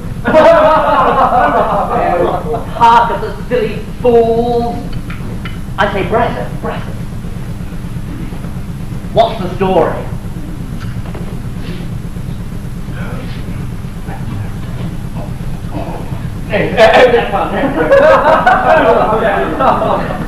The gentlemen seem to be enjoying themselves. Yes, they do indeed. Don't they? No, I just remembered a very funny story. That's just what I was expecting. That Don Pedro was fond of telling. Must put a stop to this. I say, will one of the young ladies play something, please? How rude of her to interrupt me like this. I'm sure she couldn't have heard you, Auntie. Oh, do tell us, Mrs. Beverly Smart. Yes, anything about Don Pedro would be so interesting. Do tell us. Oh, perhaps Donna Lucia would prefer to tell Don Pedro's story herself. Tom Pedro? Your late husband, Don Pedro del Vidore. Yes, of course I know his name. It's just his stories I don't remember. I don't hold with such frivolity. Ooh, it's too bad of those fellows. Auntie, don't tease her so. Tell the story yourself. Well, Don Pedro, who was the kindest soul in all the world, but will Donna Lucia give me permission? Oh, you won't mind Mrs. Bentley's mind telling a story, will you? Oh, you'll listen, won't you, Donna Lucia? Oh, well, at last I must. Well, as I was saying, Don Pedro, who was the kindest soul in all the world, once found one of his cellarmen tipsy. Very tipsy. Oh, tut-tut. So Don Pedro, whom the man did not recognize... Why? Was Don Pedro tipsy? No, the man was tipsy. No, Don Pedro was most abstemious. That's what makes the point of the story. Oh, does it? So Don Pedro said to the man, what would Don Pedro say if he saw you like this? Tipsy like this? Yes, yes. And what did the man say? So the man said, and that's where it's so funny. No, is this where we laugh? No. So the man said, oh, that's all right. Don Pedro's often like this. Tipsy? Yes. Well, of all the damn silly stories. Oh, my word. I say, what was the man's name? I don't know what the man's name was. No, that's a pity. But surely you'll remember the story. It was one of Don Pedro's favorites. Perfectly. I shrieked when I heard it first. I say, that reminds me of a very funny story. There were these... I say, will one of the young ladies play something, please? Oh, no, I'm so out of practice. You sing something, Amy. Oh, no, I couldn't. I know nothing new. Well, why not sing that charming little ballad, a tarara boom dear? I'm afraid I can't, Donna Lucia. Perhaps Donna Lucia will sing something for us. Me? Yes, one of those charming little Brazilian songs that Don Pedro was so fond of. Why, I haven't sung since I had the measles. Over 40 years ago. I was the nearest infant. I say, but I play a little. Yes, that's a good idea. I shan't have to talk, I can drown the conversation. Have you quite recovered from the shock my niece gave you today? Yes, I was a little upset, wasn't I? I suffer so much from giddiness. Were you ever giddy? Never. I was. Now then, what shall I play? A little Bluebells of Scotland or Beethoven, perhaps? Do you know that one? Come along, my dear friends. Come along. Here they are. Now, don't forget the letter. I won't forget. Let's get them all into the garden. Leave her alone. Charming. Charming. Fresset, bring the cigars. Unless the ladies, Mrs. Beverly Smythe, Donna Lucia, you object to... Smoking? Oh no, I like it. I mean, kills the insects and things. Look at him, Jack. What's he doing? He's staring at her, the same way he did all the way through dinner. The fool! I must see her alone. It's a sweet evening. Perhaps some of you may care to enjoy a cigar in the garden? No, thank you, sir. It's a sweet evening. You've been enjoying yourselves carefully, Miss Verdun. Yes. We heard the music. Donna Lucia's been playing for us. How charming of you, Donna Lucia. What should we have done without your dear Aunt, Charley? Don't run like that, you idiot. Are you fond of music, Mr. Spettigue? I hope to be. Why do you say that? You're going to take lessons? What's he looking at me like that for? Like a boiled owl. I'm glad I told you about Kitty now. She's a splendid girl, isn't she? Oh, yes, I like it very much indeed, Jack. Oh, you've taken a load off my mind, Dad. I thought I was quite without means. Oh, not altogether, my boy. And you've thought this matter over well? Oh, night and day, ever since I first met her. It's a serious step, you know. A serious step. Now, don't forget, in writing.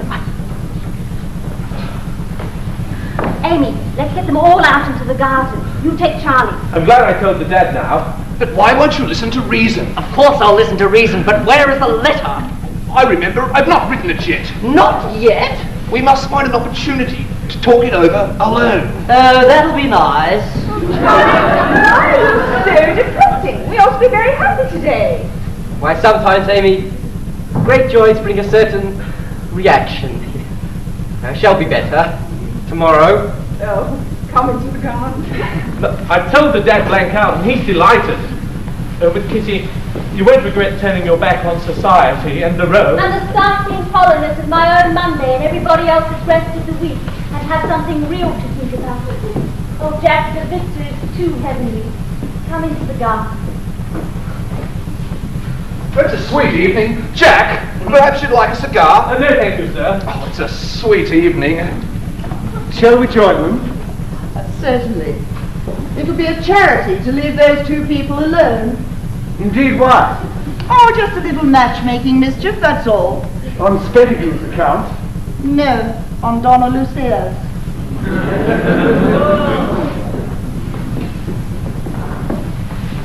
They've gone! Lucia! They've gone!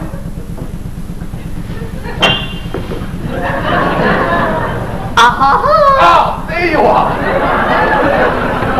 How I've longed for this moment! Oh, he's at it again. Lucia, I must speak to you. No, I'm very angry with you. Lucia, don't say that. You wound me. But I do say that, after the promise you made me to treat me like this. Promise? Yes, the consent you promised in writing. Lucia, how can you, when we have so much to say that more nearly concerns ourselves? No, we have not. You don't know me.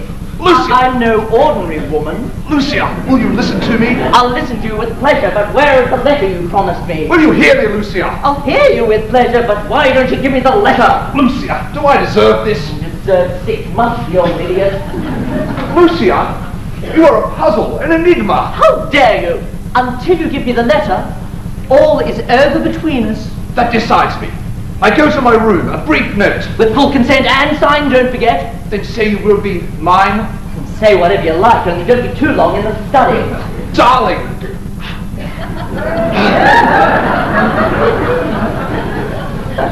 Well, that's all right. I say, what devils we women are. It's too bad of those fellows. Why, I should be an old lady for the rest of my life. I haven't had a smoke or a drink all day.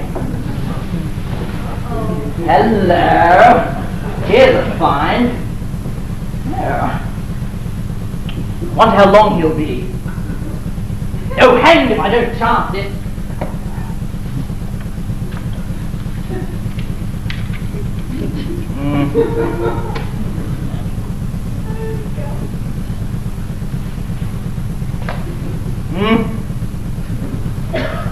Beautiful, beautiful.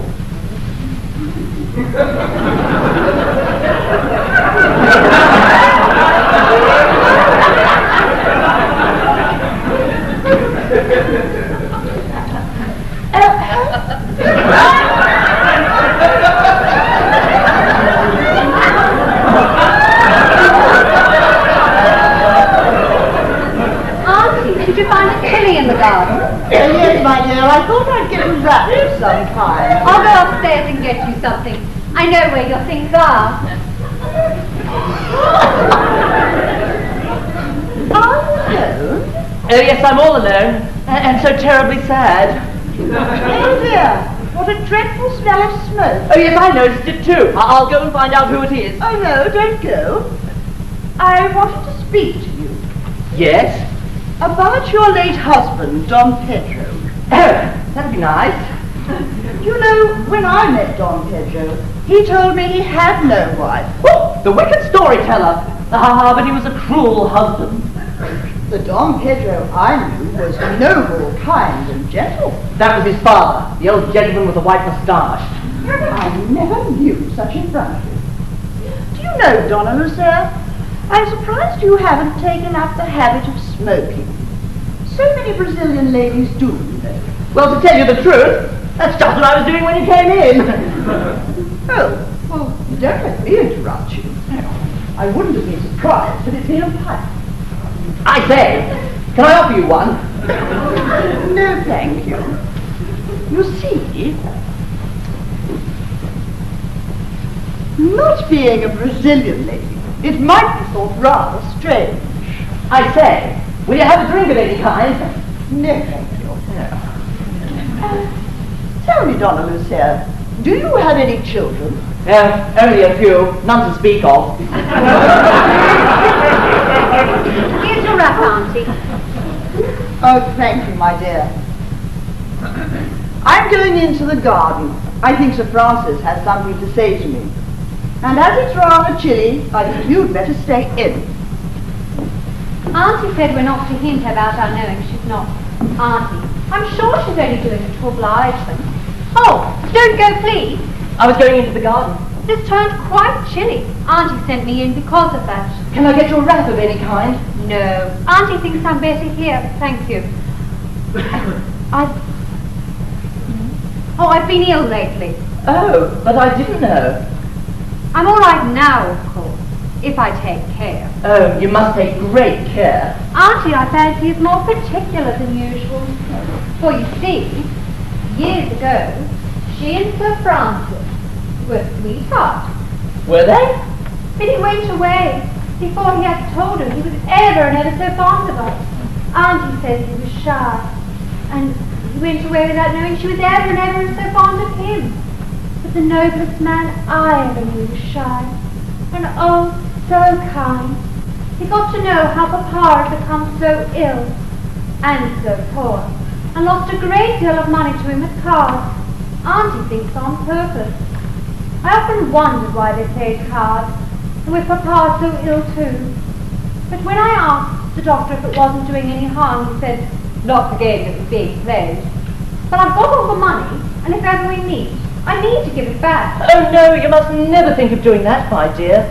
It would be like accusing him of a sort of cheating, you know. But it was such a lot. Enough, Auntie said, to make me independent for life. And do you think he'd take it back if he knew that? But I should feel it was my duty. It's too late now. But he went away before I had time to tell him how much I loved him. For his kindness to my poor father. You don't mind me telling you all this, do you? I don't know why, but I like to talk to you. I like you. And I do so long to see him again.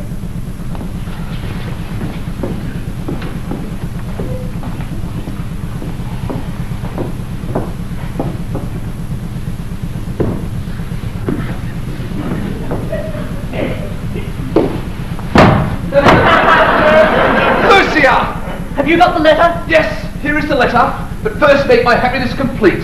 Send it from this blissful moment we are engaged. We're engaged. Got it? We're engaged. Darling! Mr. Spettigue? Well, call me Stephen. Is this the letter, Stephen? Yes, that is the letter, and we are betrothed. We're betrothed, darling. Ah, Mrs. Bentley Smythe, Sir Francis, congratulate me, congratulate me. I knew it. I'm the happiest man in the world. But where are the dear children? This must be a day of happiness and rejoicing for us all, for us all. What on earth does he mean? What's all the excitement about? Can't you guess? No? Didn't I tell you what would happen if we left them alone? Eh? Don't you understand? She's accepted him. What? Donna Lucia Dalfadori. Oh, you don't mean that. I think he'll realize his mistake before long. By George, what a fool I've been. Why? Are you sorry?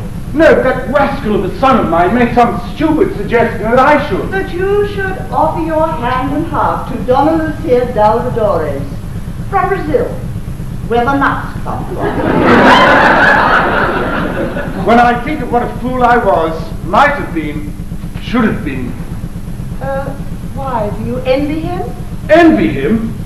Well, think of all her millions. Ah, but Lucy, when I saw your face... You didn't recognize it. No, but when I did, but I told you all in the garden just now. And you'll be content for a while with the cottage and your old sweetheart. And you'll take me, a penniless widow. And nothing could make me happier. Frank.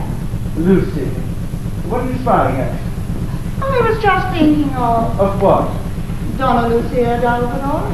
No, she's a quaint little figure, I must own. Aunt, did you find it chilly in the garden? I didn't notice, my love.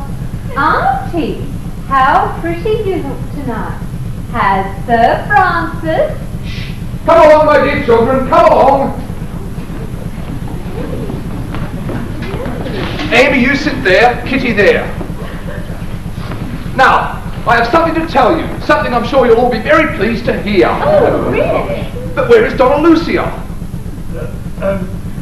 Donna Lucia has gone to her room, I fancy. Oh, perhaps it's just as well. Now, before she returns, I have a little secret to tell you. Pardon me, I'm sure you won't mind if I ask your attention for a few moments. What's he going to say, Jack? Well, how do I know till he said it? Situated as I am, a lonely widower, a mateless uncle, surrounded with grave responsibilities, my ward, my niece, a good fairy has, I may say, tripped in among us, bringing with her unexpected light and joy. What does he mean, Jack? Shut up. Under her influence, I have consented to the engagement of my niece to a young man in whose honour and probity I have the fullest confidence, Mr. Charles Wickham. Oh, Charlie, how sweet of your dear aunt. Furthermore, charmed by irresistible spells, I have consented to the union of my ward with John, only son of my friend Sir Francis Chesney. Ah, Sir Francis. But what would you say to news of a third engagement? Our good fairy, nay, let me add without further metaphor, one whose name is as honoured in the southwestern hemisphere as is Rothschild in Europe, has consented to become Mrs. Stephen Spettigue. I allude to our dear friend, Donna Lucia Dalvidores. What was that? I beg your pardon, sir. The train, sir. Be more careful, Brassett. Uncle. Be more careful. There's nothing could please me more than... Mr. Spettigue, I can listen to this ghastly farrago no longer. Mr. Wickham, sir, what do you mean? I say, sir, and I don't care what the result may be. I presume in espousing my niece. I cannot. I will not espouse her under these false high pretenses. That woman... Do you allude in such a manner? I say, that woman... I must beg of you to speak with more respect of your aunt. She's not my aunt. Not your aunt? What do you mean, sir? I love Amy far too sincerely, sir. Never mind that, sir. Explain your words. Will you allow me, sir, to say the blame is mine? I am addressing this person. Explain your words, sir. I must have his lordship of this.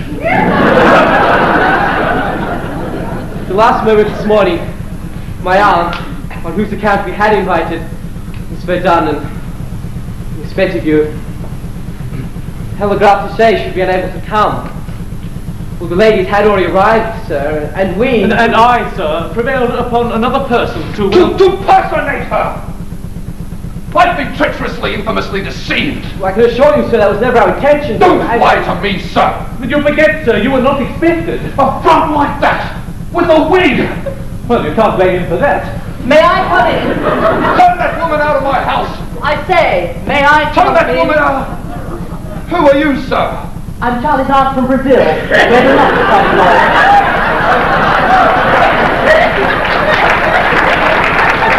Stancourt family, you duffer. Yes, Stancourt family, I beg your pardon. Oh, Auntie, have I told him everything? What does this mean, sir? It means we've all done very wrong, and we're all extremely sorry, and tender you our humblest apologies. My apologies, I should say, for if I never offered the temptation, this whole thing would never have occurred.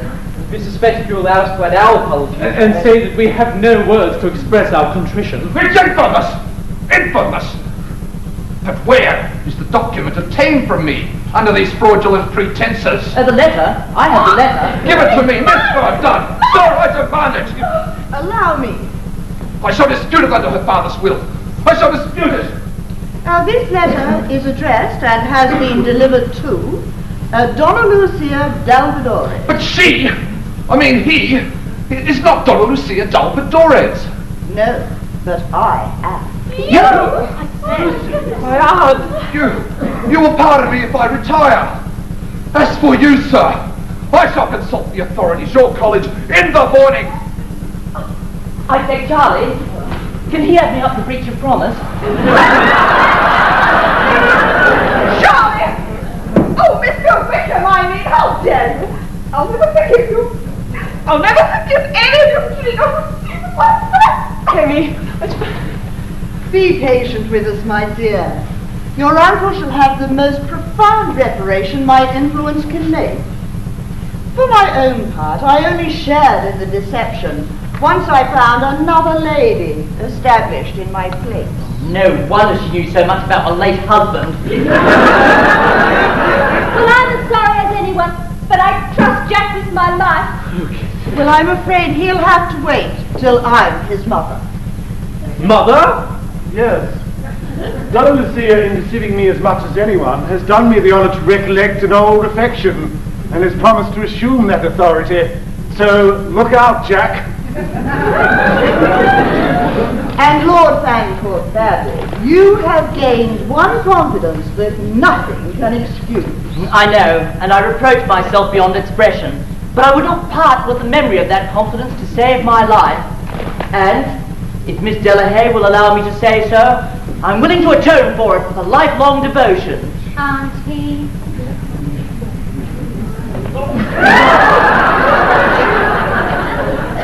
Now, where's my son? Oh, here, Mamma. I shall have to talk to you very seriously before I give you this. And Charlie, if you ever deceive that sweet girl again, I'll never forgive you. And as for you, son. Oh no, never again, I give you my word. I'll give you the clothes too if you want, I've finished with them. Miss Delahaye has consented to think me over as a husband. And in future, I resign to Sir Francis Chesney, all claims to Charley's aunt.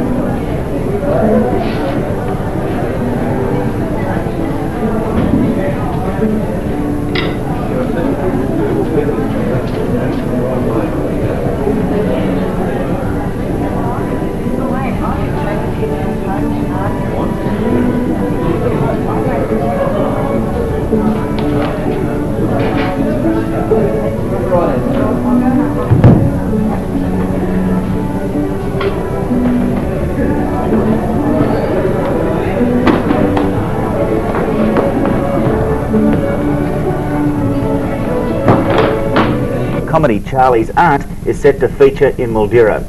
Redcliffe players will celebrate the show's 100th anniversary with the production continuing this Friday.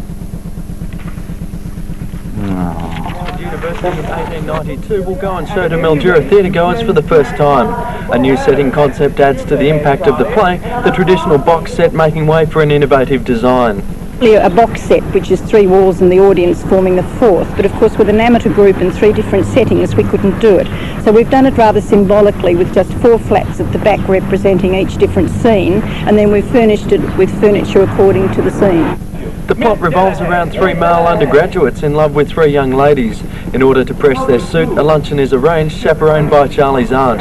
But when Charley calls to announce she cannot attend, lead actor Doug Snyder steps in to fill the role. The result's hilarious. Doug himself, well, he's a wonderful actor. He's a wonderful man to direct because he'll just do anything you ask him to do. And this role could have actually ruined the play if Doug hadn't done such a good job. John Jennings and Carl Bull joined Snyder to head an experienced cast of 10, with 9 weeks of preparation culminating in a 5-night program. A successful season is imperative to the amateur company, struggling to stay afloat. Well, like most amateur groups, we're usually pretty poor, yes we are, but we're hoping that a lot of people will come and see this play and help the bank coffers roll in a bit more. The acclaimed show has been playing to audiences across the world for a century. The production will continue this Friday and Saturday before moving to Werribee on October 2.